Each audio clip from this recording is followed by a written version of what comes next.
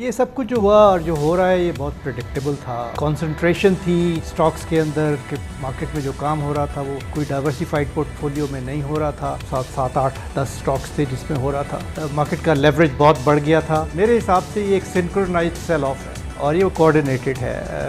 उसमें अब देखना चाहिए, रेगुलेटर्स को भी देखना चाहिए, फ्रंट लाइन और एपेक्स रेगुलेटर्स को भी इसको देखना चाहिए। तो ऐसा होता है कि जैसे ही मार्केट में एक प्राइस बबल क्रिएट होने लगता है, स्पेशली कंसंट्रेशन के साथ कुछ स्टॉक्स के अंदर, तो मार्केट का लेवरेज बढ़ने लगता है। उसका फ़ायदा उठाते हुए जो अब उस इन्वेस्टर्स को जो भी नाम दे, श्रूड दें, मैनिपुलेटर्स दें, वो इसका फ़ायदा उठाते हैं। मुल्क में कुछ पहले से भी ग्रुप्स मौजूद हैं और अभी भी मौजूद हैं और ये हमेशा चेंज होते रहते हैं। जाहिर है कि ये नहीं है कि इन्वेस्टर्स का जो ग्रुप्स हैं वो हमेशा एक जैसे रहते हैं। वो कहानी वही है कि आप एक सिंक्रोनाइज ट्रेडिंग करें, एक ग्रुप बना लें, 2-4 स्क्रिप्ट्स आइडेंटिफाई कर लें उस ग्रुप के अंदर और उसके बाद उसमें काम करें और उसको उसमें प्राइस का रनअप होता है और फिर वही होता है जो कि हमेशा होता है। जब अपने प्राइस ऑब्जेक्टिव लोगों के अचीव हो जाते हैं एक सर्टेन लेवल पे, तो उसके बाद जाहिर है फिर से वही कहानी दोहराई जाएगी। इस सिलसिले में मैं यही कहूँगा आपके प्रोग्राम के तवज्जुह से कि रेगुलेटर्स, स्टॉक एक्सचेंज को भी SEC को चाहिए कि हमारे जो स्क्रिप्ट्स हैं इनकी तादाद जो लेवरेज